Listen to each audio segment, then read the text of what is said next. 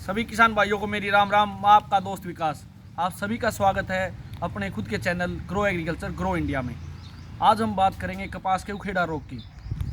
पिछले साल हमने देखा था किसान भाइयों को भारी नुकसान हुआ था कपास में। एकदम से उनकी कपास उखड़ गई थी। जो उनका इलाज ढूंढने गए, स्प्रे भी उन्होंने किया, लेकिन कोई भी असर नहीं हुआ। अक्सर हमें देखने में आता है कि किसान भाई जब बीमारी आ जाती है उसके बाद इलाज ढूंढता है, जबकि अगर हम पहले से इलाज कर लें तो जो भारी नुकसान होता है उससे किसान बच सकता है। तो आज हम बात करेंगे उखेड़ा रोग की। उखेड़ा रोग, या हम कह सकते हैं जो ज़मीन की फंगस है उससे उत्पन्न होने वाले रोग, उनका पक्का इलाज कैसे हो।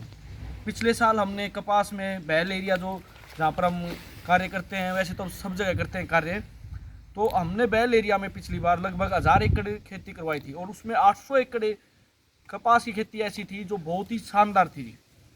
तो वो हमने कैसे करवाया, ये जो टी स्टेंस कंपनी आती है, वैसे मैं इसका प्रचार नहीं कर रहा हूँ टी स्टेंस का, लेकिन हमने इसकी जो कंपनी के जो बायोनेमेटोड और ट्राइकोडर्मा, इनको मल्टीप्लाई करवा के ज़मीन में छुड़वाया था और काफ़ी हद तक जो उखेड़ा रोग था उसका बचाव किया था।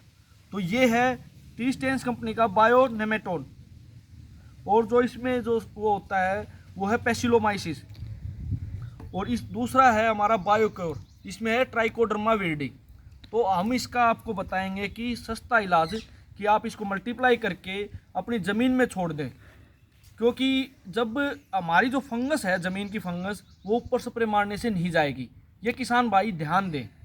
तो हम इसका आपको बताएंगे कि इसका मेथड क्या है, कैसे हम इसको मल्टीप्लाई कर सकते हैं, कैसे हम अपनी ज़मीन में छोड़ सकते हैं। तो सबसे पहले आप 10 लीटर पानी लीजिए और उसमें 1 किलो गुड़ को गर्म कीजिए। जो हमारे हरियाणा में एक भाषा बोलते हैं 1 किलो गुड़ की आवटी 10 लीटर पानी में बना लीजिए। 10 लीटर पानी 1 किलो गुड़ में गर्म कीजिए। उसके बाद उसको उतार लीजिए और उसमें 100 ml ये और 100 ml ये दोनों चीज़ डालिए और उसको ढक के रख दीजिए। जो टेम्परेचर हमें चाहिए, जैसे गर्मी है तो गर्मियों में हमें छाया चाहिए, तो इनको भी छाया चाहिए। तो जो बर्तन है या जो भी हम पीपी लगा लीजिए, या फिर जो भी ड्राम है जिसमें हम रखेंगे उसको आप रख लीजिए।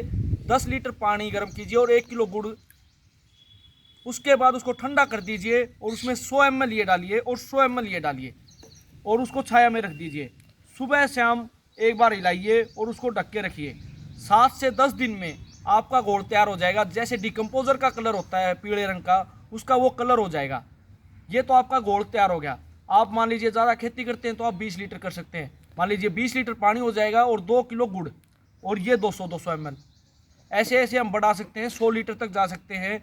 100 लीटर पानी अगर करना है, अगर ज़्यादा खेती है तो 100 लीटर पानी में 10 किलो गुड़ आप गर्म कीजिए। उसके बाद उसको ठंडा कर लीजिए और 100 किलो, अगर 100 लीटर पानी है उसमें आप 1 लीटर ये दवाई डाल लीजिए और 1 लीटर ये, यानी कि अगर 1 किलो गुड़ लिया है तो आपने 10 लीटर पानी और 100 ml ये।